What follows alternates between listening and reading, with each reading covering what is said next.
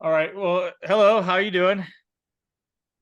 I'm doing well. How are you? Very well, thanks. So I'm here with Ben. Ben's a YouTuber. Can you tell me a little bit about yourself?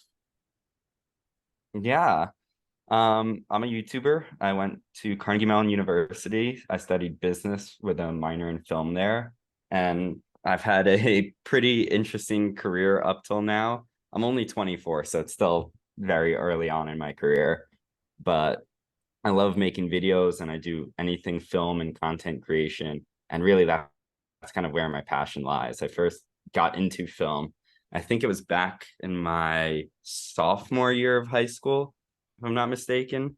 I was always into tech, and like as a kid, I was obsessed with technology stuff. I was a big nerd in middle school and in high school, and I loved talking about any sort of tech, whether it was a new iPhone that came out or a Mac or whatever it is. Um, and so I was always watching these like YouTube videos of these famous influencers, Marcus Brownlee, Unbox Therapy, all these guys who would Hmm. just talk about tech on YouTube. And that was kind of what I consumed for fun. When I get home from school, I wouldn't go and watch TV or cartoons. I would just watch YouTube. Yeah. And I was doing that for years. And one day I just kind of randomly thought to myself, I don't know what the catalyst moment was, but I just one day remember thinking, maybe I should try like talking about tech on YouTube and just Yeah. try it out myself. I think it might have stemmed from the fact that all my friends were annoyed hearing me talk about all this Okay. shit. So you And want to annoy so everybody else?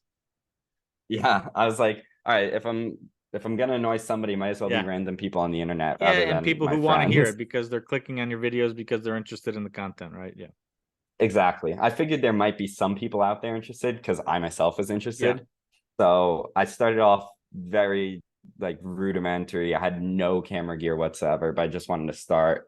So I took my phone and like taped it up to a drum cymbal that I had Okay. and used that as like a makeshift tripod. And I Yeah. filmed my first like unboxing video, which was just a printer that I got for Hanukkah that Okay. year. Yeah. So super boring. I didn't Right show my on. face in it because I didn't want to like be public or anything like that. I was doing Yeah. it simply just because I wanted to talk about the Yep. features of this printer. And after that, I was like hooked. And I was instantly like, oh my God, I want to make more of these. And I just kept getting my hands on random pieces of tech.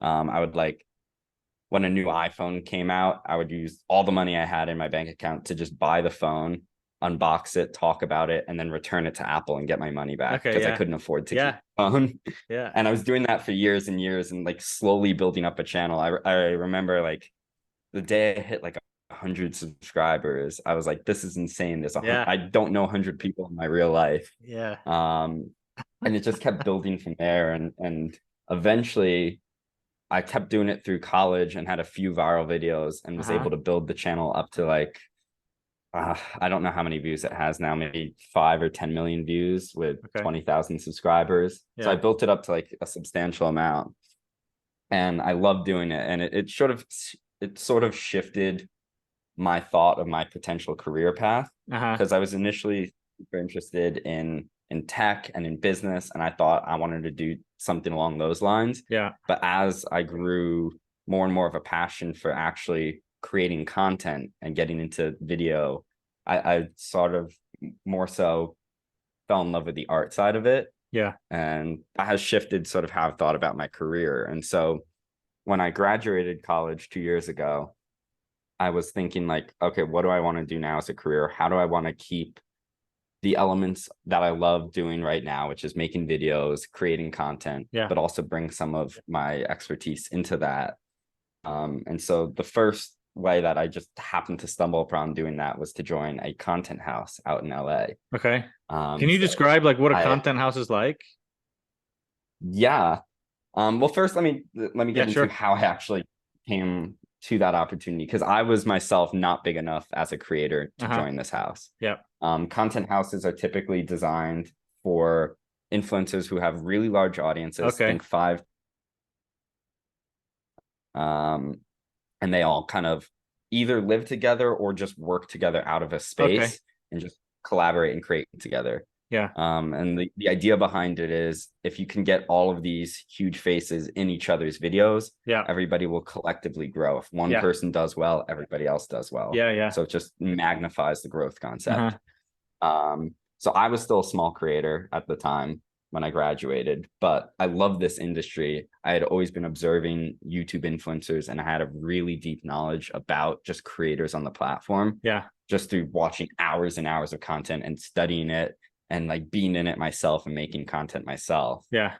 So I just stumbled upon a posting on LinkedIn from this YouTuber. Her name was Lizzie Capri, Uh-huh. and she posted just a simple text post saying, "Hey, I'm looking to hire a videographer and editor for my channel. If you're interested, just shoot me a DM." And I noticed that she was also a Carnegie Mellon graduate. Yeah. And so I was like, oh my God, same school, Yep. wants to Got do the video, connection. YouTube. Yeah. This seems like a perfect connection. So I shot her a DM. I was like, hey, I'm a fellow CMU graduate. Can we chat about this opportunity? We chatted. This was, I think, like 2 days before my school graduation. Okay. 3 days before. So like right before graduation. And she was like, you seem like a good fit. Can you come over for an interview? And I'm like, I'm in Pittsburgh right now. You're in LA. She's like, don't worry about it. How soon can you be on a plane? And I was like, I don't know, later tonight. And she's like, all right, come out for an interview. We'll chat for a few days and then you can go back for your graduation. So I just like on a dime flew out to LA. We shot one video together as like a test video. Yeah. Went great. It felt so natural just to Yeah. kind of be there and shoot content. And I got the role after that. And content house life was crazy. So Yeah. the house that I worked out of had 5 creators in it, 1 million followers, I would say. Actually, the biggest creator in subscribers, like literally 2 days ago. Okay. So that gives you a sense of scale for the size of the house.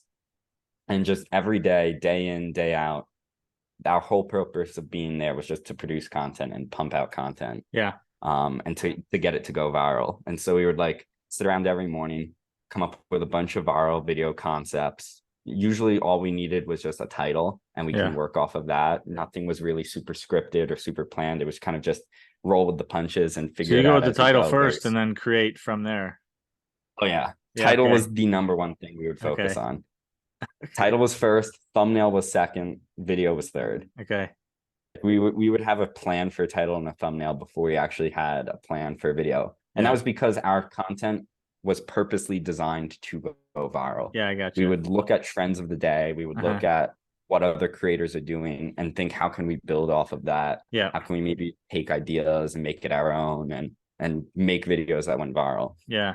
And so just every day we would do crazy pranks or giving away money or just all these random things. If you've ever seen a Mr. Beast video, do you know who he is? Yeah. Yeah. That's the type of style of content that we would do every day. So our audience was younger, around 12 to 15 years old. And we would just pump out these videos every single day. Okay. And it was honestly super awesome. Like I have so many crazy stories from the content house. Yeah. So many different interesting celebrity interactions and just wild videos. Like I remember calling up my friends from college who all of them went on to be software engineers at different tech companies. And we would like be chatting about our days at the office. And like my friend CJ would be like, oh, I did this coding thing or blah, blah, blah. Ben, how was your day? And I was like, I went to Six Flags for the day. Or we just flew on a jet to Miami to shoot a video with sharks. Like it was always crazy, wild, weird things. Okay. And I did that for a year, loved it. Did not like the lack of work-life balance that I had out of it, simply because we were working 18-hour days. Like I would sleep at the house sometimes because I had no time to go home to my own apartment. And it was just nuts. And so I eventually left that and took a role at a venture capital firm out here in Colorado, which allowed me to bring in some of the business skills that I learned in college and use content creation and the viral approaches to making content that I learned at this house and bring the two together and make content for a venture firm. And that's what I've been doing since. And I love that too. All right. So are you still doing YouTube on your own time? Yes. I don't post as often as I used to. Back in college, I would post like every month, just making random unboxings. And now it's every few, but I still love YouTube. I still watch it all the time. And I still I'm always coming up with fun viral concept ideas. And so that's the type of content your personal channel is still like unboxing, electronics, like tech. Yeah, I mainly Okay. do tech reviews, sometimes vlogs. Honestly, I just kind of keep it fluid and film whatever I'm interested in. Yeah. There's not a super strict, like, it must be this type of Yeah. video. You Yeah. can scroll through and there's like a little mix of everything, of making Okay. drone videos, Yeah. all sorts of stuff. And can you talk a bit about like what type of work you're doing now, like for your job? What how does Yeah. that kind of work? Yeah. So right now, I like I said, I work at a venture capital firm. Yeah. The firm's name is Sweater Ventures, Okay. and essentially the whole goal of Sweater Ventures is to democratize venture capital. Uh-huh. So we have created a venture fund that allows anyone, not just accredited investors, to invest in venture capital. Okay. So what that means is typically or historically, the only people that could have access to these private companies and to invest in private companies. Think of things like Shark Tank, right? Yeah, yeah, yeah. Where like a startup needs money and you Yep. give them a lot of money. Only people that typically have been able to do that were really wealthy investors, Yeah. because there were all these accreditation laws. Yeah. And Sweater has figured out a way to create a fund structure that allows individuals to invest into these types of companies Yeah. for smaller investment sizes and without accreditation Yeah, status. okay. Um, so really just anyone has the option to invest. All you need is Yeah. $500 and you can put it into the fund. Yeah, okay. And I love that idea. I love Yeah, that totally. concept. I remember the whole way I found the job here was actually I just got served an ad to download the Sweater app on Instagram. Okay. And like I was just scrolling one day, got the ad. I was like, oh my God, this is such a cool idea. I wonder, like, I wanted to learn more about it. So Yeah. I like started poking around their website and like just stumbled upon the fact that they were hiring for a video producer. Yeah, And okay. when I saw that, I was like, oh my God, this is gold. And I Yeah. dropped everything else I was doing and I just focused on getting that job. And I'm so glad I did. All right. So yeah, that's basically what we do as a company. My role is typically to do anything media wise. Uh-huh. So I'll go and film like documentary style videos Okay. around the companies that we invest in and tell their Yeah. stories so that when you invest in the fund, Yeah. you can have a sense of the companies that you invest in because Yeah. you can watch my video. I'll also make ads for the company to help promote it on socials and to try to Okay. get people interested in the app and excited and download it. I'll Yeah. produce educational content. This is kind of where my learnings from my tech channel come into play. Yeah. And I produce educational content teaching our audience what venture capital is Yeah. and all of that. So Yeah. it's really just a whole mix of different types of content. And I pull little learnings from everything I've done in the past and kind of apply it into this and try to Yeah. help Sweater grow and get into the hands of everybody interested in investing. Well, that's pretty amazing. Yeah, it's kind of like it kind of shows you when you kind of go with your own interests. And I think with something like YouTube too, it's not just about your channel, it's not just about say making money from your channel, but I think like experience from it can be very valuable. Connections that you make, people you meet, and then like many opportunities can come from it. Because like you said, when you were still in school, like you didn't think much of that as an avenue, but you followed your interest and you were kind of learning and figuring things out, and then it's led to something, and who knows what it'll lead Yeah. to in the future. That's And pretty awesome. it is always a little bit challenging to kind of follow my gut sometimes because Yeah. a lot of like common knowledge and just general advice I get Yeah. always steers me away. They're like, oh, Yeah. you sure you want to be trying to make videos for a living? You have this Yeah. business degree. Why don't you do something with that? Yeah. More money in finance than there is in creative work. Yeah. Like there's a lot of voices and I Yeah. tend to be influenced by voices. So it has been a challenge to kind Yeah. of stick to. Well, it's something true you're to my aware gut. of. The way I look at it is you know, the more you're aware of that and the more you do try to trust your gut, I think the more in line, like aligned you will feel, and the more opportunities will come from that. But you know, it takes time. Like you said, you've recently graduated, and you're still young, and you're somewhat fresh out of college and just kind of starting like your professional work, professional career. So Yeah. give it time, but I would say, yeah, trust yourself, bet on yourself. Um, Even when you Mhm. fail, it's a good learning lesson, you know. I'm sure you learned Yeah. that a lot from YouTube. I mean, at the beginning, you're probably grinding out, and you see it's tough, and you have some failures, but you can't keep yourself down. You gotta pick yourself up and Yeah. move forward, and that's what builds resilience and makes you stronger, and yeah, I leads to a think lot more personal growth. the best thing that I did for myself without even realizing it when I first got started was I honestly never just cared or looked at the views. Yeah, It wasn't until I had a video that like actually got a lot of views yeah, that I really even started to care about that. And I think that helped because the first like dozen or 2 dozen videos that I made didn't really get any traction. yeah, It was just kind of like my friends and family viewed it, and it just gave me enough opportunity to practice making content. And yeah, my only focus, my only goal was just how can I make this video better than the last? yeah, And that was like the only thing that I ever focused on when I was starting out. Even now, like if I think back to like the first drone video I made versus the one I made like 6 months ago, yeah. my only focus is just how can I make something even more epic than the last one, so that when I rewatch it, I get like goosebumps watching it. That's awesome. Because that's like that for me was like the feeling I was chasing. Yeah, It was always like I would love to watch my own videos and get goosebumps after it because I'm like, how the fuck did I just make that? yeah, Like, so I think that has been the best thing because it allowed me to have videos that didn't do well and for me to not really care and not yeah, take it to heart. yeah. Well, that's great. Are you able to talk about some of the experiences you had at that content house? Yeah, Yeah, I can talk about them.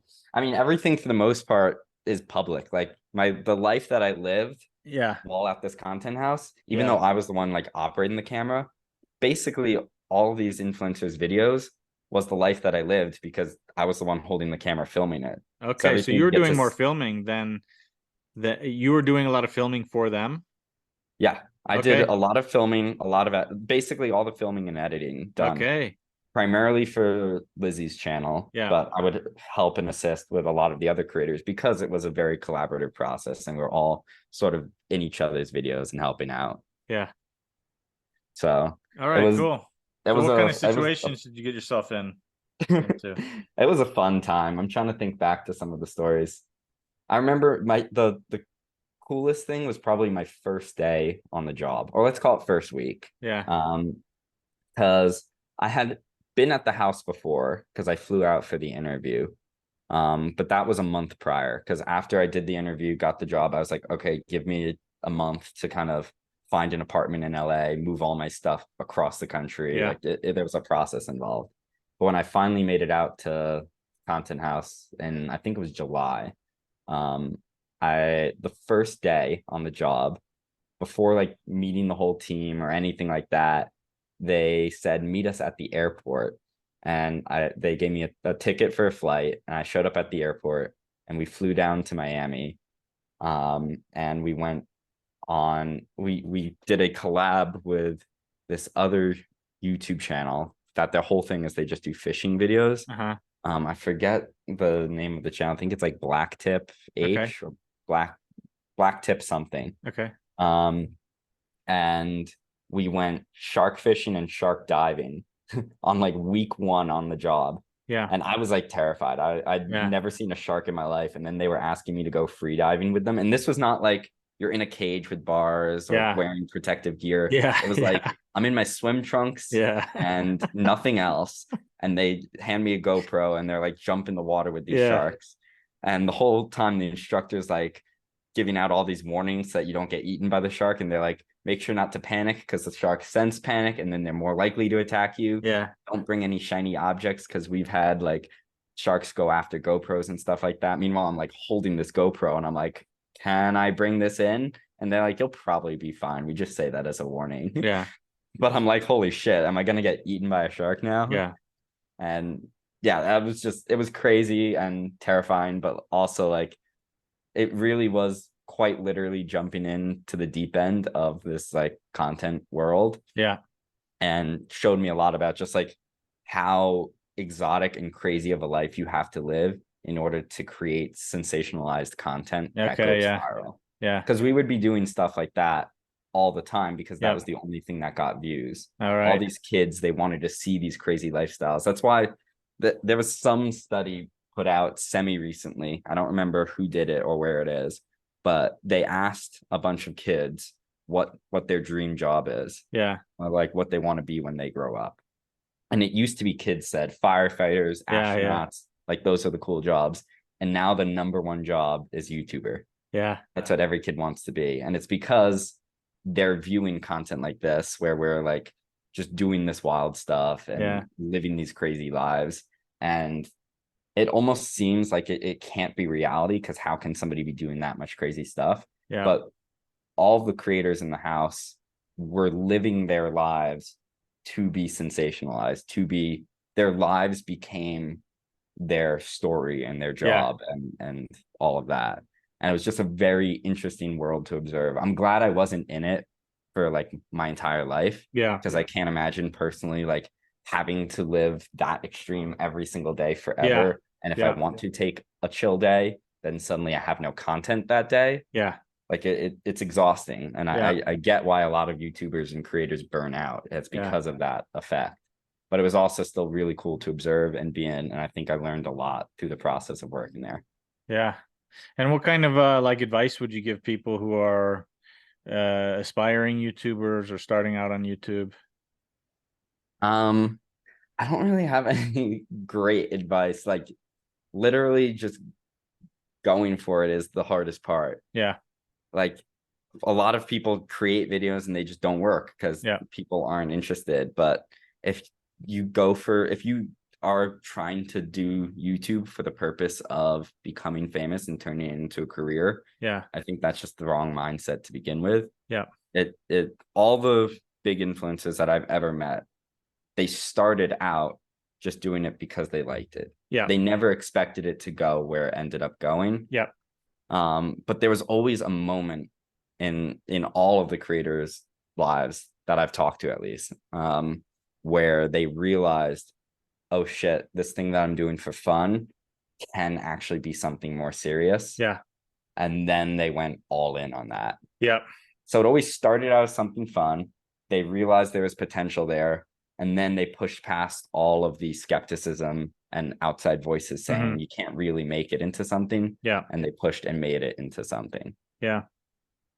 I would say that that's also kind of the same in many endeavors.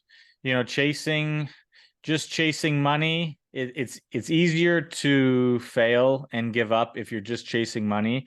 But if you're following your interests, if you're able to stay focused on something you're interested in, chances are you're going to be willing to put in the effort to overcome a lot of the obstacles that are necessary in order to grow and to get to a point where you're able to do it kind of for a living. So I think that's good advice for many people to follow in general in life, you know, not just YouTube, but yeah, no, I completely agree with that. And YouTube is one of these, I think YouTube is the coolest social media platform, especially if you're trying to like, if you're at that point where you're like, I love doing this. I can see there is interest in it. I want to turn this into something bigger. Yeah. I think YouTube is the coolest platform to do that on. Yeah. Because platforms like TikTok or Instagram Reels, they value not so much, they value sensationalism and they value like specific pieces of content. Yeah. So there's a trend that I've noticed. It's not foolproof. This is not how every creator kind of grows on any of these platforms. But those short form platforms tend to have more one-off viral creators. Yeah. There's less of a cult following behind specific influencers on those platforms. It still exists, but it's not as often as it is on YouTube. Yeah. YouTube, on the other hand, is incredible for if you have a niche that you love to talk about. Yeah. And you want to build up an audience around that specific thing, because people have a tendency to subscribe and go back and watch the same creators over and over again. Yeah. And there becomes a religious following almost behind each of these influencers. And it becomes like a part of their daily routines to go and watch the new video Yeah. And so it's a really cool platform to grow on. And once Yeah. you find that niche and you get your footing and you get into a cadence, Yeah. like the growth can be explosive. All of the creators I've talked to, they would like experiment with a bunch of different videos. They found a few that worked, and then they just tripled down on those, Yeah. and they were able to skyrocket. Yeah.